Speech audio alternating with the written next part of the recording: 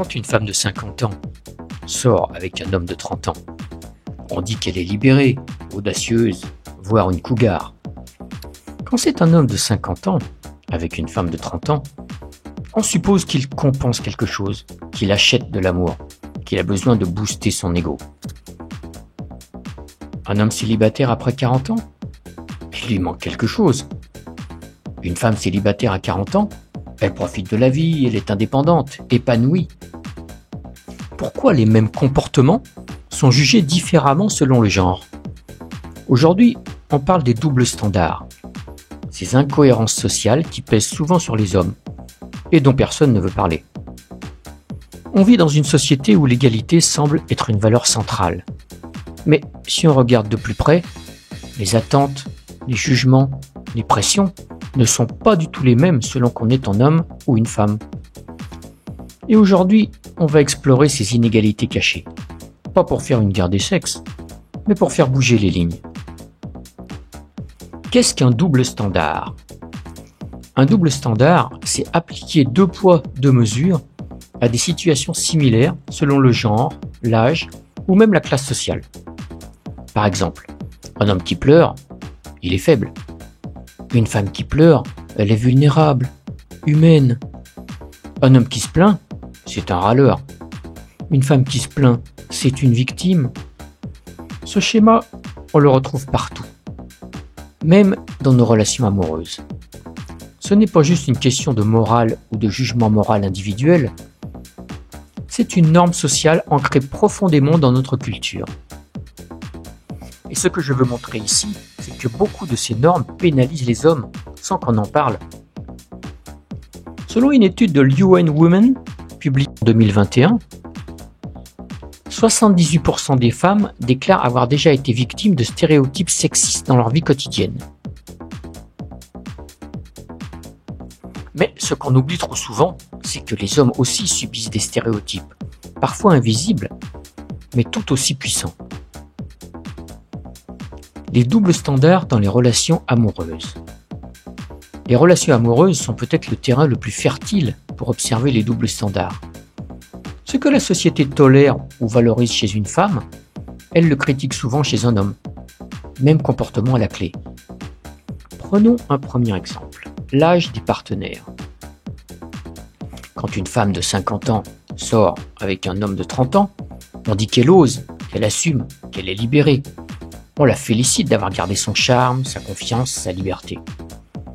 Mais quand c'est un homme de 50 ans qui sort avec une femme de 30 ans, on suppose aussitôt qu'il compense quelque chose, qu'il achète de l'amour, qu'il a besoin d'un ego boost, comme si son désir était forcément malsain ou pathétique.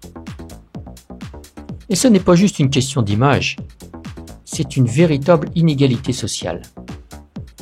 Un autre exemple très parlant concerne les attentes financières.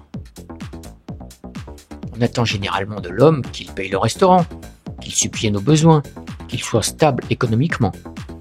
Une femme n'a aucune pression similaire.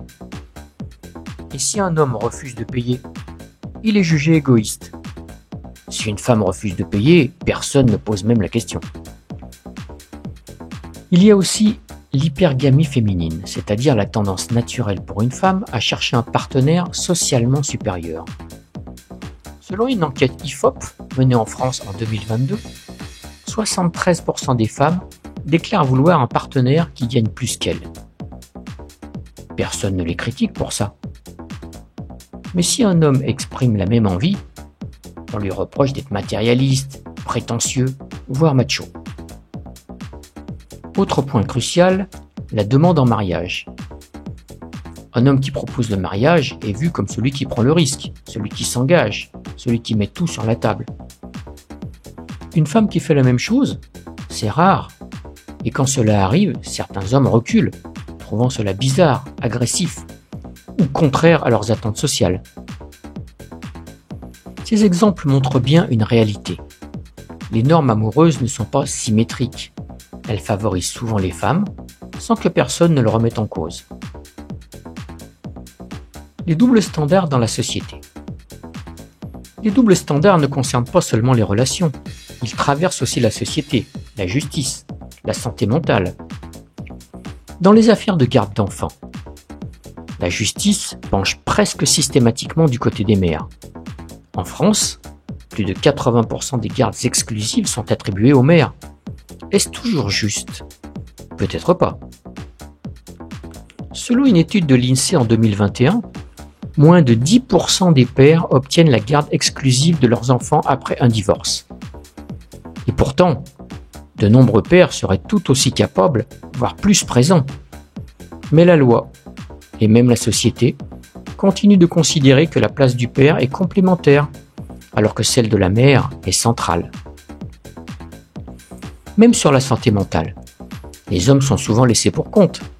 Pleurer, se plaindre, exprimer ses peurs, on leur dit « sois fort », alors que les femmes sont encouragées à parler. Résultat, les hommes souffrent en silence. Et les chiffres du suicide masculin le prouvent, tragiquement. Selon l'OMS, les hommes se suicident 3 fois plus que les femmes en France. Et pourtant, on parle beaucoup de la santé mentale féminine, mais peu de celle des hommes.